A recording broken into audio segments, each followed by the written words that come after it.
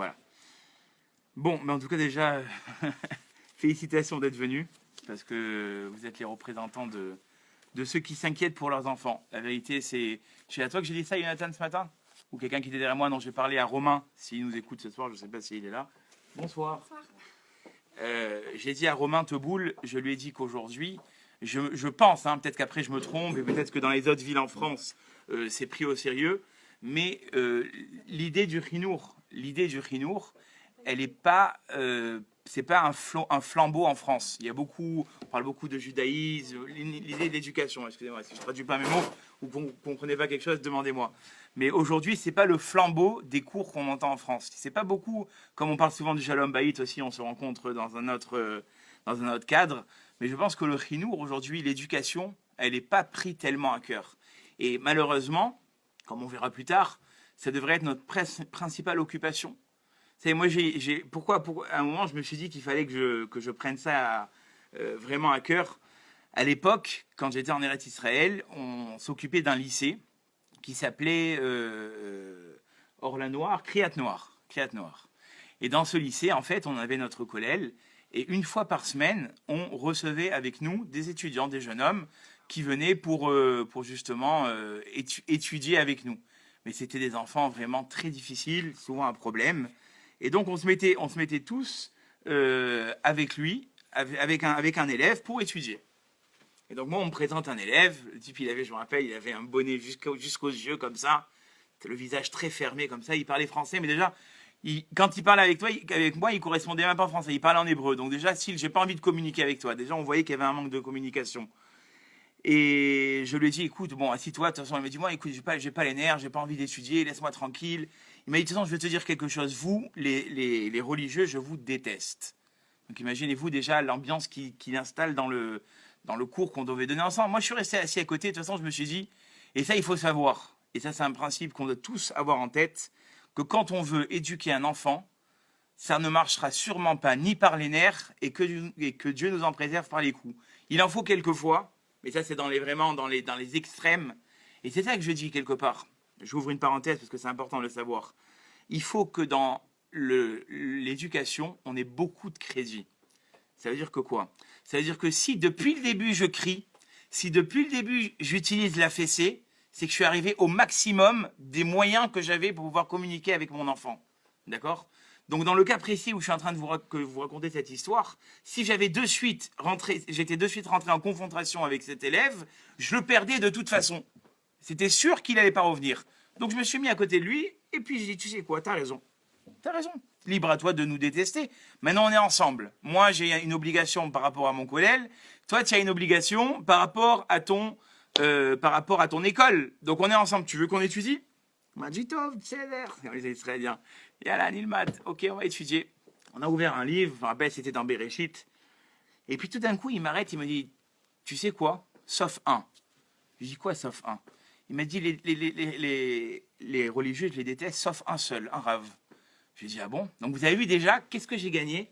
Si j'étais rentré en confrontation, j'avais appelé le responsable, je leur ai dit, écoute, sors dehors, sortez-moi le dehors parce qu'il a été très khatsouf, j'aurais rien gagné. Et ça, Madame Cohn, quelque chose lui envoie une bonne santé, Bezrat Hashem, parce que c'est dans l'école à elle que je suis, elle le répète tout le temps. Si vous avez mis un enfant à la porte, et c'est pareil à la maison, si vous avez mis un enfant dans sa chambre, c'est que vous êtes en échec. Mon dernier crédit. Et donc en fait, l'enfant véritablement, il est resté à côté de moi, et il m'a dit, je vais te dire pourquoi, ce rave-là, écoutez bien ce qu'il m'a dit. Et ça paraît une parole en l'air, mais moi, ça m'a fait réfléchir, ça m'a donné même l'idée d'écrire un livre, que je ne sais pas quand est-ce que je sortirai, je suis en train de le faire. Il m'a dit, parce que lui, quand je lui parle, il sait m'écouter. Et ça, pour moi, ça a été quelque part une révélation. Et cette parole-là, je l'ai prise depuis 5-6 ans. Ça paraît une parole un petit peu, il sait m'écouter. Bon, ok. C'est-à-dire qu'aujourd'hui, nos enfants, on ne les écoute pas. Et eux, ils ont exactement besoin de l'inverse, qu'on les écoute. Pas quand ils ont 14 ans, 15 ans, 16 ans, même quand ils ont 4 ans, et qu'ils rentrent du GAN, et que toi, tu rentres de ta journée, que tu es crevé, autant le mari et la femme. Parce que l'autre fois, on m'a dit, ouais, vous avez dit dans votre shiur qu'il n'y a que les hommes qui travaillent. Chad Shalom, je tiens à le préciser ici. Les femmes travaillent autant que les hommes. C'était pas du tout ma kavana. J'ai juste dit, comme j'ai répondu à la dame qui m'avait posé la question, que Akadosh Baruch Hu, il a donné plus les facultés à une femme de pouvoir s'occuper de la maison, quand bien même elle travaillerait plus que l'homme. Et ça, c'est la vérité. Donnez un mari à s'occuper de la maison. Vous allez voir ce qu'il vous fait. Il vous brûle la casserole, il va mettre 2 chaussettes différentes aux enfants. Kadosh Baruch Hu, il a donné ce teva aux femmes, même si elles travaillent autant, et des fois même plus. Je voulais que ce soit clair à ce niveau-là. Pourquoi j'étais en train de dire ça? Oui, je voulais vous dire, c'est-à-dire que quand tu rentres du travail le soir, autant le mari et la femme, même si ton gosse, il a 4 ans, et qui baragouine et que tu comprends rien à ce qu'il dit, mais tu vas lui montrer un visage d'importance, tu lui as fait sa journée. Ah maîtresse, la maîtresse. Mais bon, ça, j'ai pas le temps. De toute façon, il comprend pas, c'est pas grave. Mets-le au lit, change-lui la couche. Chad Shalom. C'est-à-dire qu'un enfant, le principal facteur de son épanouissement, que ce soit bien clair, depuis qu'il est né jusqu'à qu'il sorte de notre maison, Bezrat Hashem, le jour de son mariage, c'est combien je lui ai donné de l'importance et j'ai valorisé son image à ses yeux. C'est ça qui va le faire grandir. Et quelque part, les seuls qui vont pouvoir l'informer de ça, les seuls qui vont pouvoir lui dire « tu es quelqu'un de bien », tu es quelqu'un qui peut avancer, je peux te féliciter et tu vaux quelque chose. Et même si à l'école on te rabâche les oreilles, on va arriver à l'école que tu n'es pas quelqu'un, moi j'ai confiance en toi. Et il y a des parents qui sont intelligents et d'autres qui voient uniquement les résultats qui arrivent de l'école. Et ça c'est très grave. Ça veut dire que si on jauge la confiance de l'enfant et les compliments et tout ce qu'on va lui donner pour quelque part avancer dans la vie vis-à-vis de ses notes, on l'a perdu. C'est-à-dire que c'est pas parce qu'un enfant, et je me rappelle avoir parlé une fois à un rave qui m'avait dit, écoute, quand un enfant il arrive à la maison, d'accord, et qu'il te ramène un 2 sur 20, ou un 3 sur 20, ou un 4 sur 20, ne le crie pas. Demande-toi s'il a fait les efforts qu'il fallait. Il a fait les efforts qu'il fallait, ça suffit. Ah, mais pourtant, ça va lui baisser la moyenne et ça va lui faire tout ce que tu veux. C'est pas grave. C'est-à-dire que si, au début, tu as quelque part donné à ton enfant la possibilité de réussir dans son contrôle, tu l'as encouragé, lui de son côté, il a fait les efforts qu'il fallait faire, et qu'après ça, quand bien même il a fait tout ce qu'il fallait, le résultat il n'est pas ce qu'il était, qu'est-ce que tu veux de lui? Qu'est-ce que tu veux de lui? Non, on va dans ta chambre, je vais pas te voir ce soir, et puis demain tu sortiras pas avec nous, est-ce que j'avais promis de t'acheter, je t'achèterai pas. Mais attends, peut-être que le gosse il a fait le maximum qu'il fallait faire, mais que derrière il y a une maîtresse, et malheureusement il y en a des maîtresses comme ça. Il y a des maîtresses et des maîtres et des professeurs et des gens qui détruisent nos enfants. Il faut le savoir. Dernièrement, on m'a raconté une histoire. Je vais vous donner un tout petit exemple. Moi, encore une fois, je ne suis pas parfait et je suis là ce soir pour apprendre avec vous, mais il y a des choses qui sont bien claires pour moi. Quand bien même on est un élève, et un professeur, excusez-moi, et qu'on doit transmettre ce qu'on doit transmettre, on ne peut pas toucher, d'accord, à la sensibilité de l'enfant. Ne pas se moquer de lui, ne pas le rabaisser, ne pas lui dire des choses qui vont s'en rappeler toute sa vie. Est-ce que vous, encore aujourd'hui, vous n'avez pas des traumatismes de certains de vos professeurs quand vous étiez petit? C'est sûr. Moi, personnellement, il y a des professeurs que jusqu'à aujourd'hui, quand je pense à eux, je suis stressé, quoi. Alors que c'est fini, quoi. Mais il y a malheureusement des professeurs qui, des fois, vont mettre l'enfant à plat. Je vous donne une petite réflexion que j'ai entendue il n'y a pas longtemps, d'accord? Un parent qui est venu me dire, est-ce que c'est normal qu'on ait dit ça à mon enfant? Je lui ai dit non, c'est pas normal. Et si c'était possible de ne pas faire de la place, perdre la place à ce professeur, je t'aurais conseillé vivement d'aller en parler au directeur. Qu'est-ce qu'il a dit, le professeur? Il a dit à l'enfant, d'accord, je change un peu les détails de l'histoire pour pas que Shalom, on puisse comprendre. C'est pas parce que peut-être que toi, tu as eu la chance d'être plus grand en taille que tes parents, d'accord, que tu peux te permettre de faire des bêtises. Mais vous vous rendez compte? Comment, toi, le professeur, tu peux te moquer, d'accord, et rentrer dans la vie privée de cet enfant? Qui te permet de faire... Imaginez-vous le traumatisme qu'on crée à un enfant, ou le rabaisser, ou lui donner des surnoms, ou toutes ces choses-là. Et malheureusement, comme je dis très souvent, à l'école, les enfants, ils sont confrontés à toutes ces choses-là. Et c'est pour ça que la première année où vos enfants, Bezrat Hashem, ils vont rentrer au CP, c'est l'année où vous devez avoir le plus de vigilance possible avec vos enfants. Les prendre tous les soirs une demi-heure et à dire comment ça s'est passé. Imaginez-vous l'expérience qu'ils vont affronter. Des nouveaux enfants, une école, des professeurs, un travail à fournir. tout ça, c'est un chamboulement pour l'enfant. Et c'est pour ça que, une fois, j'ai entendu un rave, un rave très très connu en Eretz Israël. Je dirais pas son nom parce que peut-être que je vais pas rapporter exactement ce qu'il a dit, mais c'était dans cette idée de se dire que très souvent, quand on met nos enfants à l'école, on a l'impression qu'on peut dormir sur nos deux oreilles. Or, ce soir, je vais vous montrer à plusieurs reprises que l'école, c'est le dernier endroit où un enfant va pouvoir apprendre quelque chose sur son comportement et sur sa vie.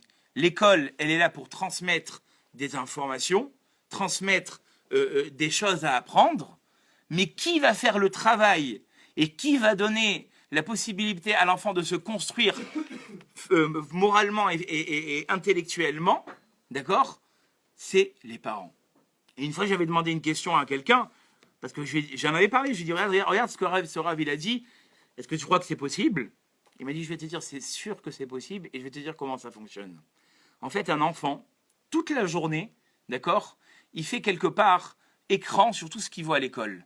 Où est-ce qu'il commence à apprendre pour son caractère et sa façon d'être et sa façon d'avoir envie de travailler et son ambition dans la vie et son envie de râler et son envie de crier et son envie d'être tout ce qu'il veut être, c'est de ses parents. Il va se calquer entièrement sur la façon dont ses parents sont à la maison. À l'école, inconsciemment, quelque part, il sait que pour lui, c'est le moment où on apprend, d'accord, où on fait des maths, où on fait du français, où on fait de la géo, mais ça ne le construit pas dans son psychologique et dans son psychique. Où est-ce qu'il va être construit dans son psychologique et dans son intellectuel, dans ses sentiments? C'est ce qu'il voit à la maison. Et donc, quelque part, qui va faire tout le travail d'encouragement, de félicitations et d'idée de dire que tu vas réussir? C'est les enfants et c'est les parents à la maison. Donc, en fait, ce qu'il a besoin le plus, après les devoirs, parce que bon aujourd'hui, quelque part, ce qui fait réussir les enfants à l'école, c'est leurs devoirs. Et ça aussi, moi j'écris chaque fois, chaque trimestre à mes parents d'élèves, je leur dis, un contrôle ne peut être réussi que s'il a été révisé à la maison. C'est-à-dire qu'il n'y a pas, pour moi, après, quelque part, c'est ma responsabilité. Peut-être vous allez me dire, je ne suis pas d'accord avec vous, vous pouvez même interagir, il n'y a pas de problème. Et il y aura ma femme aussi qui peut-être nous donnera des questions qui seront posées de ce qu'elle va voir ici. Mais il n'y a pas d'enfant intelligent, il n'y a pas d'enfant beau, il n'y a pas d'enfant de classe moyenne, de classe sociale. Il y a des enfants chez qui les parents sont préoccupés de leur éducation du matin et au soir. Et nous, les professeurs, on les reconnaît, ces parents-là. Et il y a des parents qui délaissent complètement leurs enfants. Et pourtant, c'est des gens qui ont des très grandes carrières professionnelles, c'est des gens qui ont des places des plus hautes dans les villes où ils se trouvent. Mais quand ça arrive au chinour de leurs enfants, j'ai pas le temps. Et ce que tu sais pas, en fait, c'est que tu es en train de détruire ton enfant. Parce que tu as beau vouloir donner à l'extérieur, tu as beau vouloir faire, tu as beau vouloir rassembler, mais au bout du compte, comment ton enfant il va grandir si c'est pas toi qui va prendre une demi-heure tous les soirs, d'accord? À part les devoirs, je parle, hein, qu'on s'entende bien. Les devoirs, c'est quelque chose. Mais il y a aussi le fait, et on va parler un petit peu plus tard de ça, de garder la complicité avec les enfants. Tout à l'heure, vous m'aviez dit, comment est-ce que ça se rattrape? Mais peut-être qu'avant de parler de se rattraper, on peut peut-être en amont, d'accord, créer et instaurer, même si on ne l'a pas fait depuis le début, un sentiment de complicité. Et on va essayer d'expliquer comment. Je vais vous dire, aujourd'hui, hormis le fait... il y a une seule personne, il y a une seule, comment dire ça, il y a une seule créature dans le monde qui est capable de prendre ses repères tout seul, c'est les animaux. Les animaux, après 4 jours, ils se mettent sur leurs mains, sur leurs pieds, ils vont chasser, et ils continuent, et ils avancent et tout ça. D'accord. Mais un enfant, il a besoin d'avoir des repères. Qui va donner les repères aux enfants? C'est les parents. Et comme il dit le Rav Wolbe, et le Rav Avramov, il a redonné ça un petit peu dans cette idée-là. L'enfant, quand il naît avec une écorce pure et saine. D'accord? Mais qu'est-ce qui se passe? Après ça, on va lui rajouter le vécu, les frustrations, d'accord? Les remarques des parents, les remarques des copains, les remarques des professeurs. Toutes ces choses-là, elles vont l'empêcher d'être lui-même. Et si nous, quelque part, en amont, on l'a protégé avec tout l'amour qu'on a pu lui donner, puisqu'on va voir que quelque part, c'est ça qui va donner la possibilité à l'enfant de se construire. C'est cet amour, même des fois exagéré, qu'on va donner aux enfants, d'accord?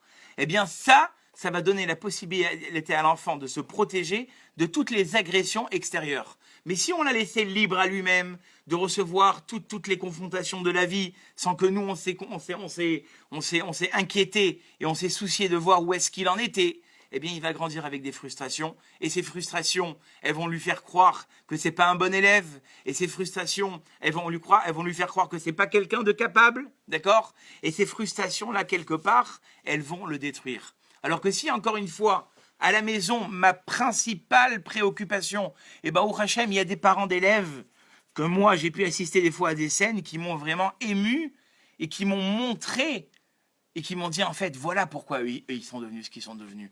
Quand on voit des fois des mamans qui sont débordées ou des papas qui sont débordés de leur journée. Encore tout à l'heure, je parlais avec quelqu'un qui pendant des années avait une chavouta avec son rave.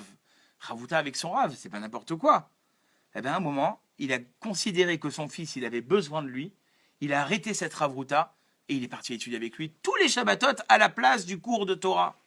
Quand on voit des parents d'élèves, je vous donne des exemples pour que vous compreniez exactement vers où je veux cibler. Quand on voit des fois des enfants, nous on fait des fois des petites fêtes. Alors qu'est-ce que tu fais? Ah, tiens, une petite fête demain, bon tiens, allez, un paquet de bambas.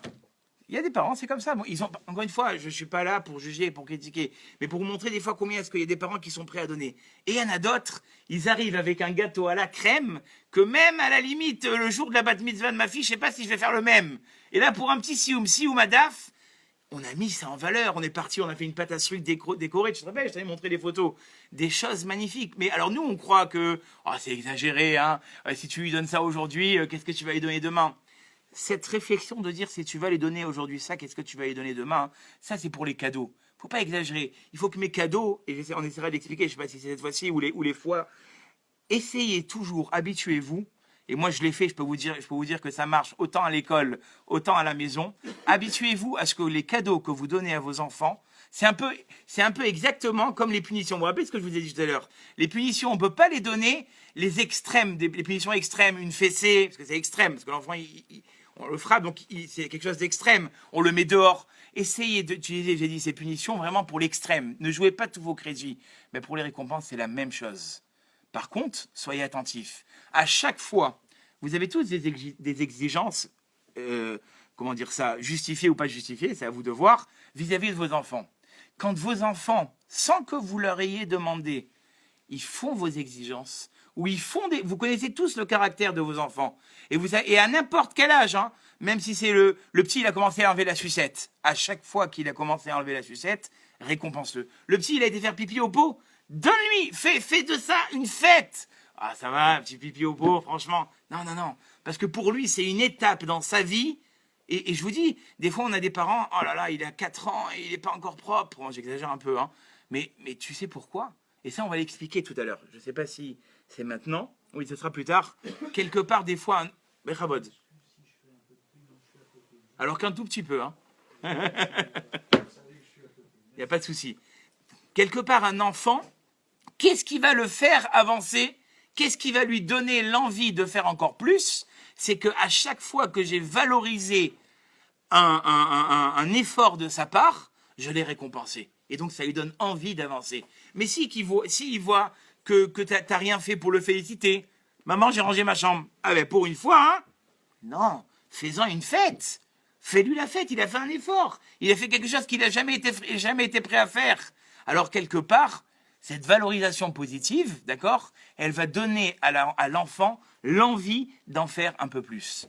Autre chose aussi que je vais avancer, on n'est pas forcément obligé d'être d'accord, surtout qu'on a des gens qui ont fait médecine ici, peut-être qu'ils ne seront peut-être pas d'accord avec moi. Mais regardez, je pense qu'il y a quand même un peu de vrai dans ce que je vais dire. Aujourd'hui, qu'est-ce qu'on se rend compte? Que tous les hommes, d'accord, qui quelque part ont été à la dérive, que ce soit au niveau, que Dieu nous en préserve, de la drogue, des mauvaises mœurs, des troubles du comportement, toutes ces choses-là, dans la majorité des cas, parce que peut-être après vous allez me dire non, mais il y a d'autres choses qui rentrent en compte, on peut pas en faire une généralité, et puis il y a des maladies. À 80% des cas, ces gens-là, quand on consulte et on s'intéresse à leur vie d'enfant, on voit que c'était une catastrophe. Je ne sais pas si vous êtes d'accord avec moi, mais la plupart du temps, tous ces gens-là qui ont atteint la drogue et qui ont atteint les mauvaises mœurs et qui ont atteint toutes sortes de troubles de comportement, c'est dans la jeunesse et dans l'enfance que ça s'est passé. Qu'est-ce que ça nous montre, ça? Ça nous montre, Jonathan, tu me disais tout à l'heure, jusqu'à où peut aller notre responsabilité. Notre responsabilité, elle est très grave. Ça veut dire qu'on a entre notre main le sort de nos enfants. Si on a fait en sorte que leur enfance, ça a été quelque chose d'extraordinaire, d'exceptionnel, avec les ratés qu'il y a pu avoir, parce qu'on ne va pas toujours être présent quand il faut qu'on soit présent, mais si on a fait tout en sorte pour que quelque part, eh bien, l'enfant, il ait envie d'avancer, l'enfant, il se sente valorisé, eh bien, quelque part, on a déjà donné à 50% la possibilité à nos enfants d'aller vers l'avant. Parce qu'encore une fois, le socle de l'envie d'avancer, c'est les repères que nous, on va donner. Mais quels sont ces repères? On va essayer de voir quels sont les repères. Le premier repère, et c'est de ça que commence le Rav Abrahamov, il dit on doit aimer nos enfants, mais à exagération. C'est-à-dire que des fois, on doit se poser la question. On doit se demander, est-ce que vraiment on aime nos enfants? Est-ce qu'on leur a témoigné l'amour qu'ils voulaient qu'on leur témoigne? Ben oui, je lui fais un bisou avant d'aller dormir. Non, c'est pas ça. Quand on aime quelqu'un, rappelez-vous comment vous avez aimé, ou j'espère que vous aimez encore votre fiancé, et eux ou votre fiancé, c'était incommensurable tout ce que vous avez pu donner. L'enfant, il a besoin de sentir la même chose. Qu'à chaque instant, quand on le voit, ce soit la fête. Le soir, on rentre, on laisse tout de côté, même si on n'a pas envie, d'accord, ou on est préoccupé, ou on a passé une journée de zut, et on va tout montrer à nos enfants qu'on est content de les revoir. Ça passe par ça. Et plus un enfant, il va être convaincu qu'on l'aime, plus il va assumer avec beaucoup plus de facilité les problèmes qu'il aura dans sa vie. Moins on va l'aimer, d'accord, moins quelque part, il aura envie d'être un adulte. Parce que qu'est-ce qu'il va faire? Il va toujours rester au moment, d'accord, de l'enfance. Et de se dire finalement, j'attends encore d'avoir ce que j'avais besoin d'avoir. Et très souvent, on se rend compte que Dieu nous en préserve, quand des enfants ils perdent leurs parents très très jeunes, ils ont beaucoup de difficultés à grandir. Parce que tout l'amour qu'ils n'ont pas eu, d'accord, ça les bloque dans leur élaboration et dans leur envie d'avancer. Qu'est-ce qui va faire qu'un enfant, il va avoir envie d'avancer? Qu'est-ce qui va faire qu'un enfant, il va aller de l'avant, d'accord? Eh bien, c'est quelque part l'amour que je vais lui donner. Et donc là, on comprend maintenant un petit peu plus. On verra encore une autre raison de dire ce que je vous ai dit. Pourquoi l'école, elle ne peut en rien m'aider à ce niveau-là? Est-ce que le professeur, il va dire, ce serait grave d'ailleurs, qu'un professeur, il dise à son élève, je t'aime? On serait même un petit peu... Donc le seul qui peut être capable de dire ça, et qui peut lui dire, non mais c'est pour vous montrer, parce que nous, on les envoie à l'école, et ça y est, je les ai mis dans la bonne école, et advienne que pourra. Mais pas du tout, t'as rien encore fait. Ça vous a fait rigoler quand je vous ai dit ça. Parce qu'en fait, c'est qui donne l'amour? C'est les parents. Et donc, si le soir, quand un enfant il rentre après une journée épuisée, qu'est-ce qu'il voit? Il voit une mère qui est devant son portable, un père qui est au téléphone en train de passer des coups de fil. Il va aller chercher où l'amour, en fait? Il va aller chercher où la valorisation et le fait de lui dire t'es quelqu'un qui peut avancer, t'es quelqu'un qui... Il n'y a personne qui lui dit. Donc, le lendemain, il retourne à l'école. Et puis, il y a des parents qui, eux, sont un petit peu plus intelligents que nous et qui ont donné ça. Et là commence la divergence dans les notes et dans le comportement. Comme j'ai dit tout à l'heure au cours, aujourd'hui, on est témoins, d'accord? Nous, les professeurs, c'est bien parce que j'ai aussi cette chaise de professeur, que les enfants qui réussissent, comme j'ai dit tout à l'heure, c'est pas les enfants les plus intelligents. C'est pas les enfants qui sont forcément avec beaucoup de moyens. C'est pas les enfants qui sont beaux. C'est les enfants qui ont des parents qui se soucient et qui s'occupent à outrance, parce que c'est ça qu'il faut dire, il y a s'occuper véritablement comme un souci perpétuel de donner aux enfants ce qu'on a besoin. Et très souvent, quand moi j'interroge des enfants et je leur dis, dis-moi, tu as fait Khazara hier? Tu as révisé ton contrôle? Non, maman a été occupée. Non, tu sais, moi, mon papa, il rentre le soir, il est 10h du soir. Mais pourquoi on arrive à des situations pareilles? Et moi, le premier, il faut qu'on soit capable dans notre planning de chaque jour qui passe, d'accord? Et de chaque mois qui passe, et des vacances qui passent, qu'il y ait des moments de privilège entre nous et nos enfants. C'est Chok Velo Yavor, c'est obligatoire. Oui. Maintenant, l'enfant, il ne veut pas. Je veux t'occuper de lui, ça peut arriver. À un certain âge, il a 14 ans, 15 ans, c'est l'âge de l'adolescence, tu veux t'occuper de lui, même si, comme tu as dit, bon, peut-être que si tu vas me dire, pose-toi la question, pourquoi il ne veut pas? J'allais te répondre ça. On a fait un épisode. Maintenant, tu as écouté ton cours, tu as réfléchi. Je vais parler de ça après, Jonathan. Ah, d'accord. Je vais parler de ça. Comment rattraper ça? Mais encore une fois, Jonathan, ce que j'avais envie de te répondre au début, c'est que ça n'existe pas un enfant qui ne veut pas qu'on s'occupe de lui. Ça existe un enfant frustré qu'on ne s'est pas occupé de lui. Si tu as Et fait tu... l'épisode, comment tu fais? Alors on va parler de ça. On va parler de ça. Mais encore une fois, comme je dis, ça n'existe pas un enfant qui veut pas qu'on s'occupe de lui. Mais si une fois et une autre fois et une autre fois, il y a des gens qui me disent qu'on n'entend rien. Bon, pourtant, je suis proche de mon micro. Si une fois et encore une autre fois et encore une autre fois, l'enfant il a vu que, encore une fois, je parle pas, moi j'ai le même problème que toi. On a tous les parents le même problème. Écoute, j'ai pas le temps. Ce soir j'ai un chiour. Je parle de moi, voilà maintenant. Je suis fatigué. Les enfants aujourd'hui. Moi j'ai eu que des enfants la journée. Il faut que je rentre. Et encore je m'occupe de vous. C'est ce qu'on dit malheureusement. C'est ce qu'on dit. Et des fois, au Hachem, on a nos épouses ou on a notre subconscient qui nous dit, attends, mais t'es le seul responsable de la situation de ton enfant.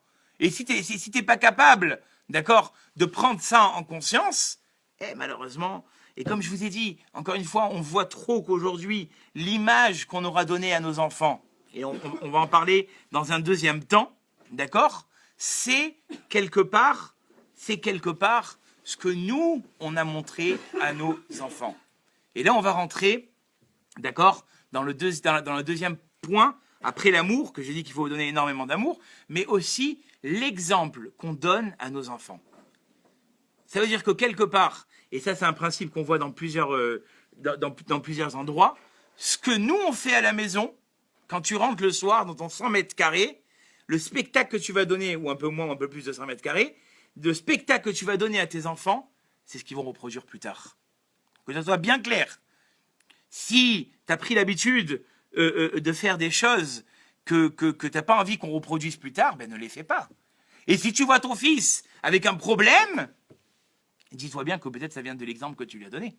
Et réfléchis un peu à ça. Comme j'ai dit au chiour tout à l'heure, à Madame Asseraf, je lui ai dit, est-ce que quelque part, des fois, au fond de nous-mêmes, on n'est pas en train de reproduire ce que nos parents y faisaient? Est-ce que des fois, vous ne vous voyez pas en train de faire des trucs, vous dites, punaise, à chaque fois, je me moquais de mes parents quand ils faisaient ça, et voilà que moi, je suis le même. Mais tu ne fais pas exprès, en fait. Tu reproduis inconsciemment la thématique et le schéma de ce que tu as vu chez tes parents. Et c'est pour ça que quand on traite les problèmes de couple, très souvent, on se renseigne sur l'environnement familial et on voit que le fils ou la fille, ils reproduisent le même schéma qu'ils ont vu chez nos parents, chez leurs parents. D'accord? Et un enfant, il n'est pas dupe. Vous pouvez jusqu'à demain lui dire « fais ça, fais ça, fais ça ». Un enfant n'écoutera jamais ce que tu lui ordonneras, retenez bien ce principe, mais ce que tu lui montreras. Et ça, c'est énorme. Et ça aujourd'hui, c'est-à-dire que si tu veux que, par exemple, ton enfant, tout d'un coup, ton enfant, il va te dire un mauvais mot devant tout le monde, d'accord? Quelque chose de pas... Réfléchis si toi, un jour, tu n'as pas dit ça. Tu veux que ton enfant, il ait un langage propre. Est-ce que toi, quelque part, tu as ce langage propre? Alors peut-être que vous, Baruch Hashem, on parle ici de Bnei Torah, mais que chacun fasse introspection.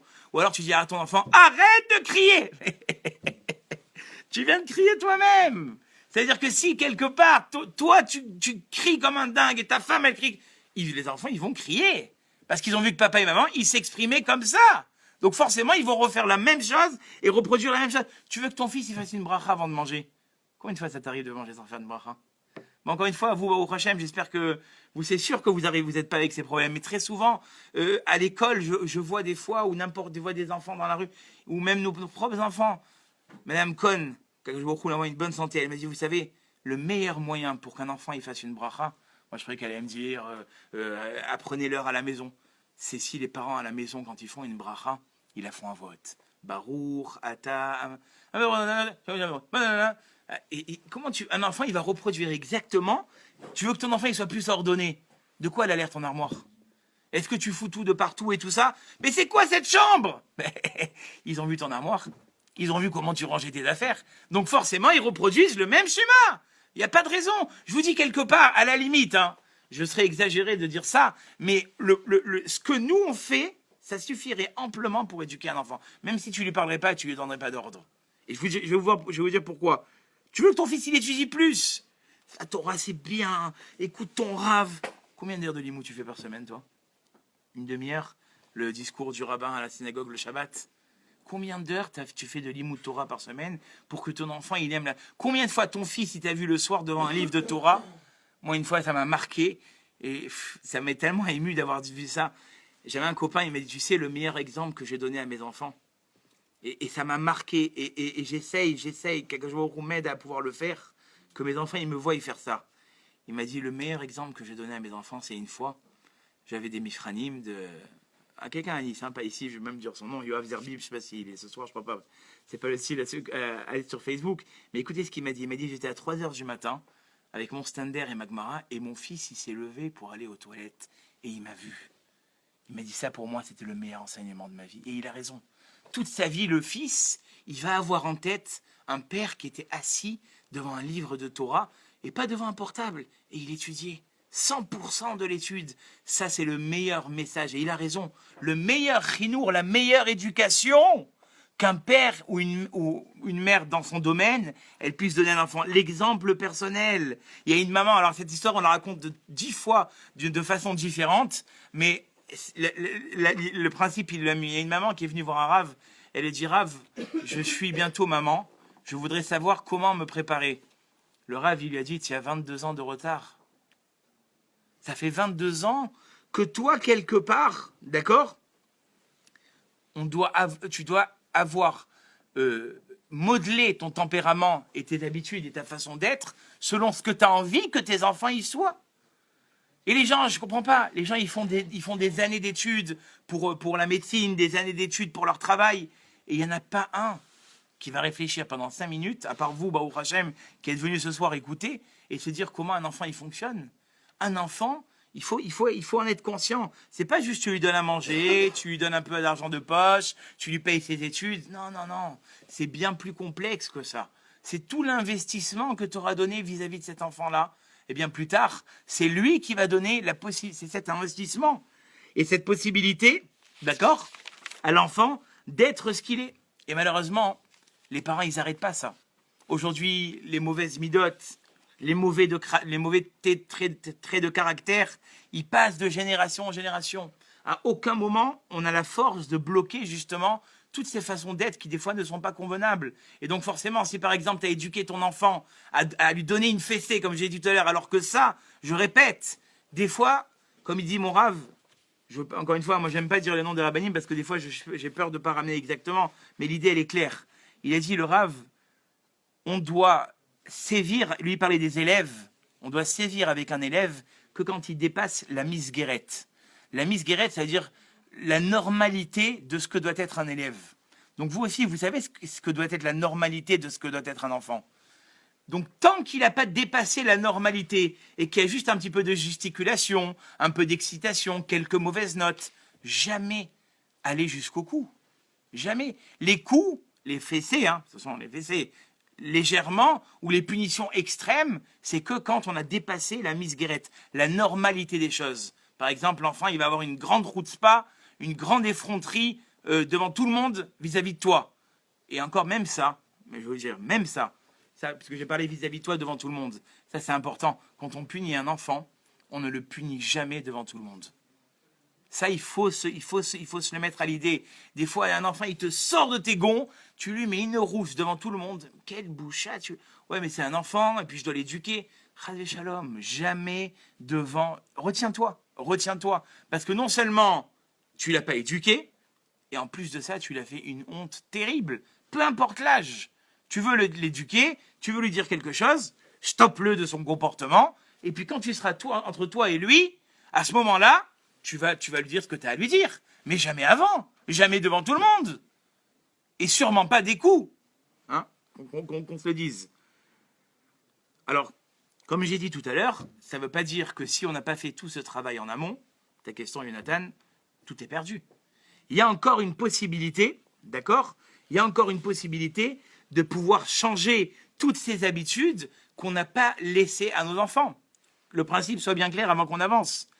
Si on veut que nos enfants changent dans un domaine, d'accord, pour résumer ce que j'ai dit jusqu'à maintenant, eh bien, quelque part, il faut que nous, on soit irréprochables à ce niveau-là. Et ça, je vais vous dire, c'est le même principe. Je ne sais pas si vous étiez là quand j'ai dit ça sur les Shidurim, sur le Shalom Bayit. J'avais dit la même chose. On ne peut pas reprocher à son conjoint d'accord? On ne peut pas reprocher à son conjoint ce que nous-mêmes, on n'est pas capable de faire. Et bien dans le chinour, c'est la même chose.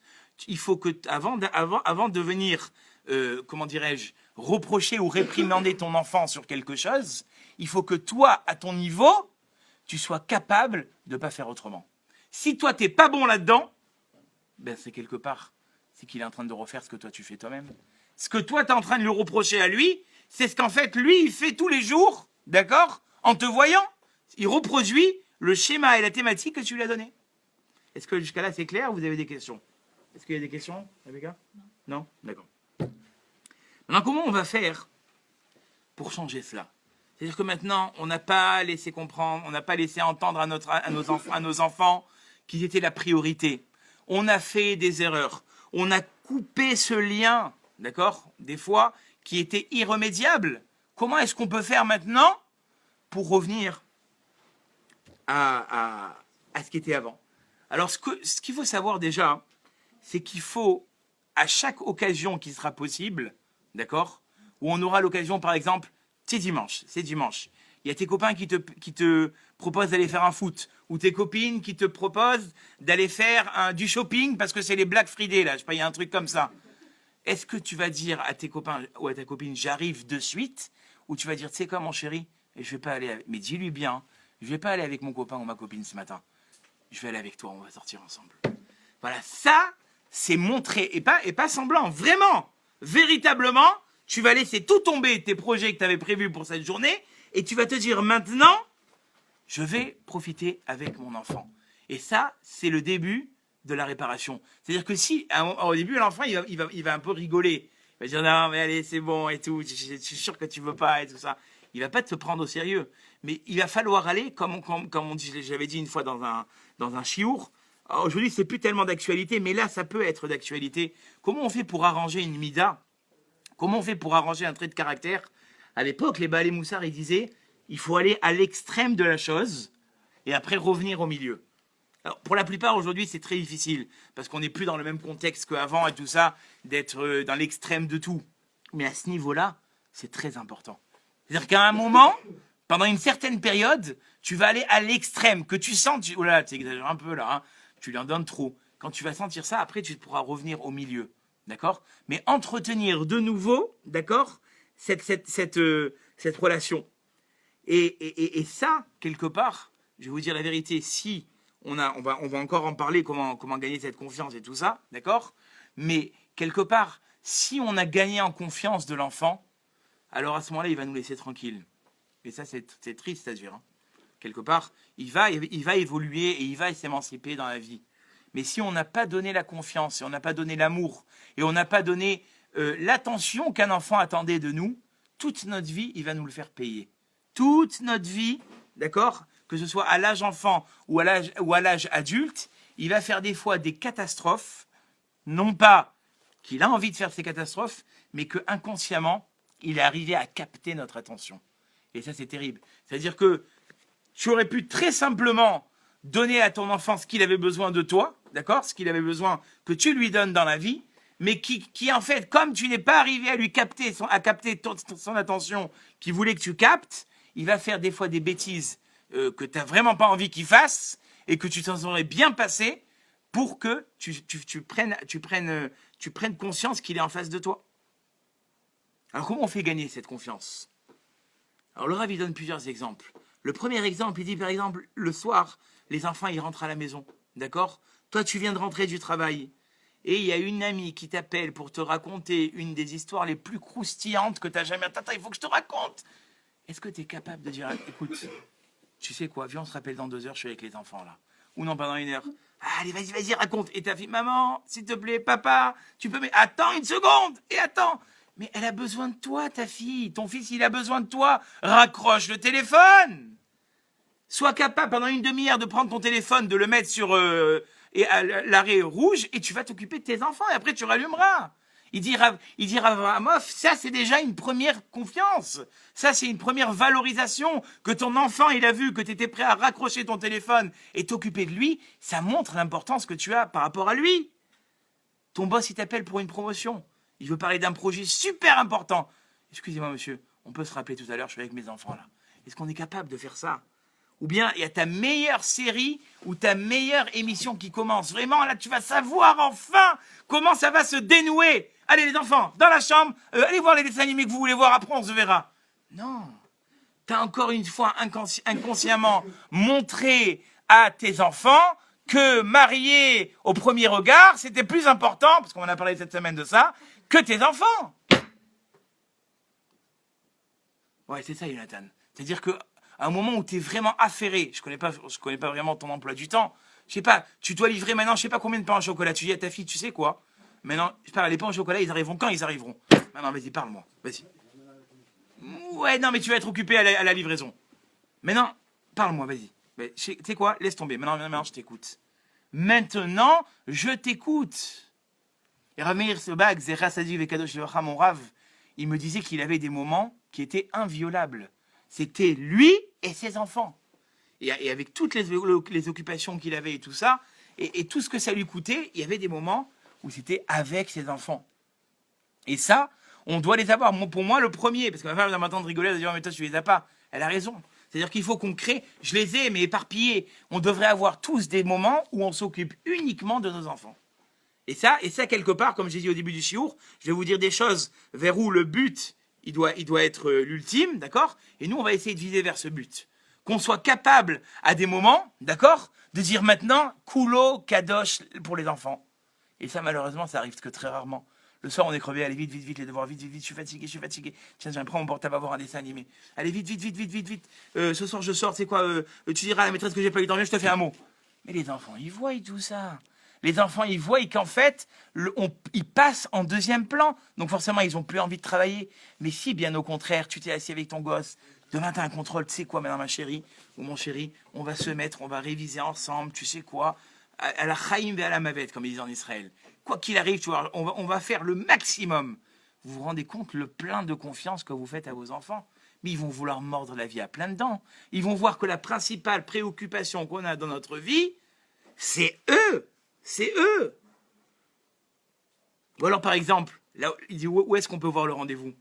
Aujourd'hui, on nous appelle. Bonjour. Aujourd'hui, la classe de 5e est libre. Vous les aurez toute la journée avec vous. Oh là là, mais qu'est-ce que je vais faire avec eux? Et on est tous comme ça. Quoi, mais il n'y a pas école? Quoi, mais alors, je vais pas pouvoir aller faire mon shopping?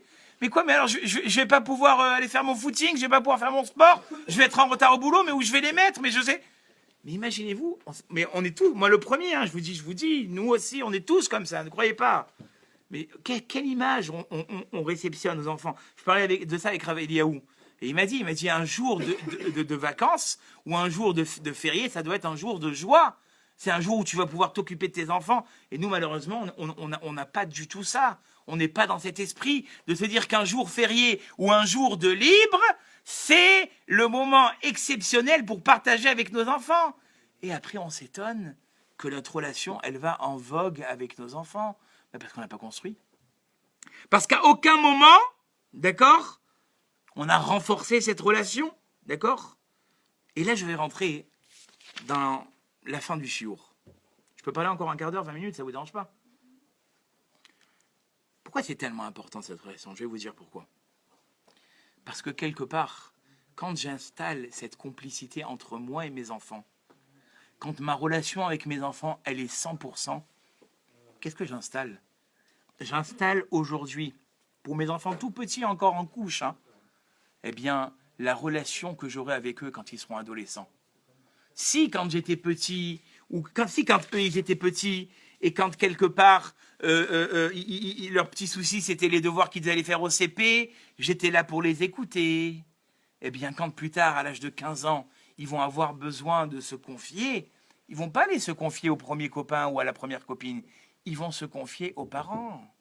Mais si quand ils étaient petits, quand ils étaient quelque part à la fleur de l'âge, je leur ai donné aucune envie de se confier, je leur ai donné aucun moment de confiance, quand ils vont grandir plus tard, d'accord, jamais ils se confieront à nous. Alors, quand on entend tout ça avant de continuer, on peut se demander, mais alors, elle est où notre vie privée dans tout ça, quoi? Moi, je veux dire, moi, j'étais un jeune homme ou j'étais une jeune fille, j'étais bien, quoi. Mais d'après ce que vous êtes en train de nous dire maintenant, un enfant, c'est 24 sur 24, 7 jours sur 7, toute l'année. Écoutez bien ça. Plus un enfant, on lui a donné ce qu'il avait besoin, la confiance, les compliments, le soutien, l'écoute, l'assistance, plus de lui-même, au fur et à mesure du temps, il va en exiger moins, il va en demander moins. Et moins on a donné à nos enfants l'attention, la confiance, les compliments, les encouragements, plus toute notre vie, ils nous le feront sentir. Et on n'aura jamais un moment de répit.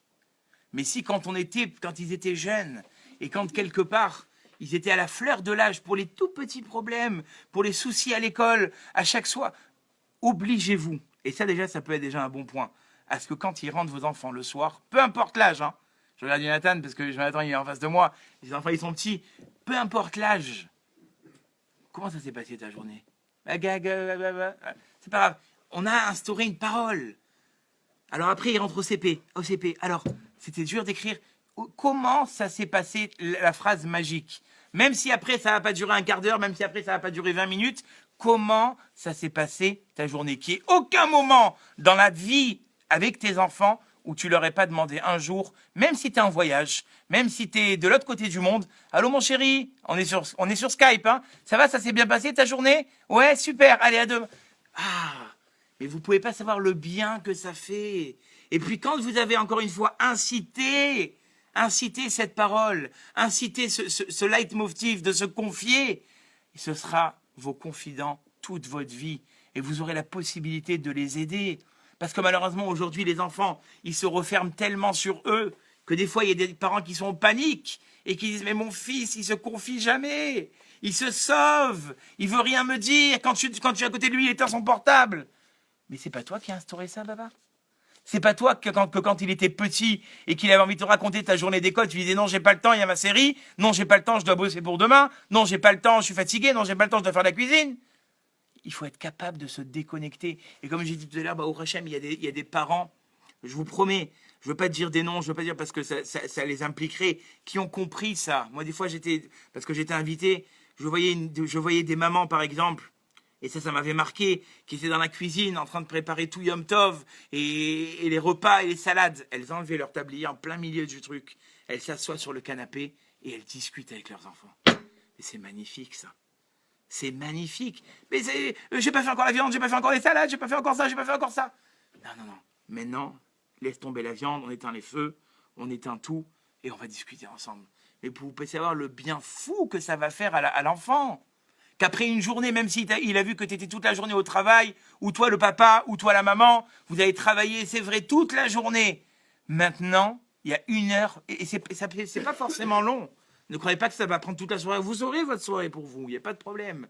Mais que par exemple, si la maman elle a fini son travail à 18h, qu'elle a récupéré ses enfants, ou le papa pareil, que de 19h à 20h, Kadosh, Kodesh, Kodashim. Quoi qu'il arrive, la série, le téléphone, les ennuis, les factures, les problèmes à régler, après, maintenant toi et moi. Toi et moi.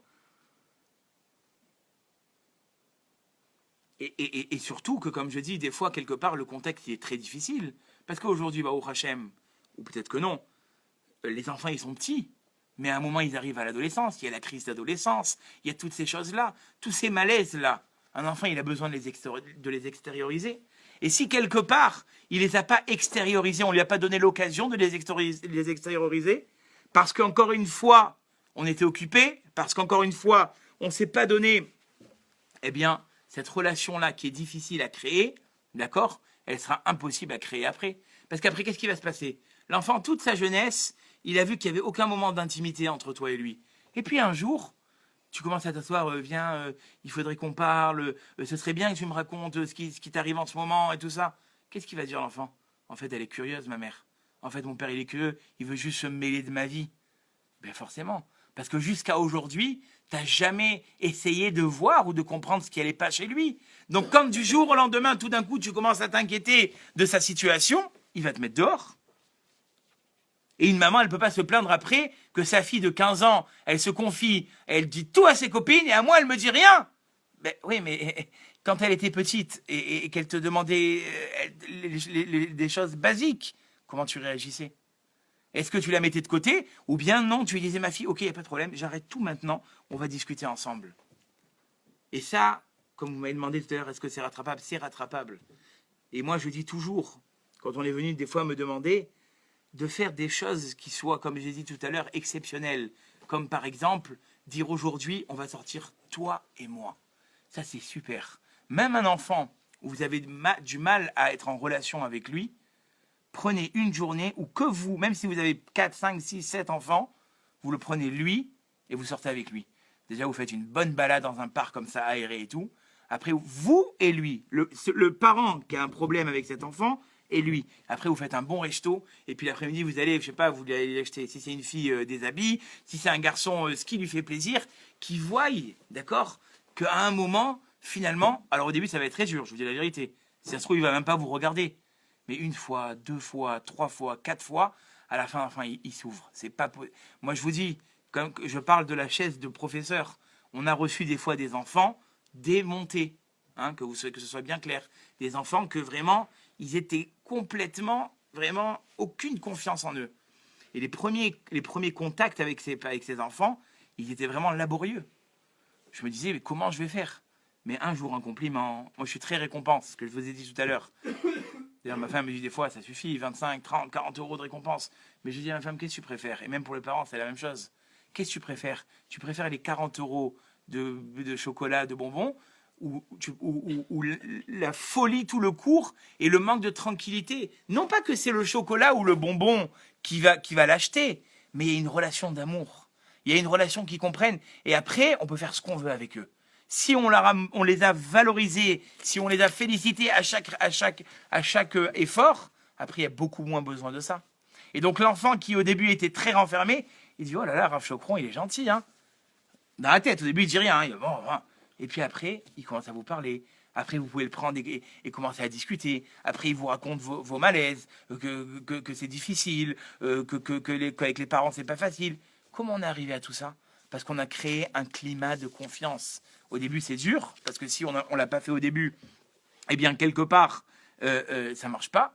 Et on ne peut pas s'étonner après. C'est-à-dire que même si un père, il dit, mais j'arrive pas à étudier avec mon fils, avec tous les gens de la terre, j'arrive à étudier, mais pas avec lui. Mais forcément, quand au début, il venait te voir au tout début, en CP, tu te rappelles en CP comment il était? Tu lui disais quoi? Pas maintenant, chérie.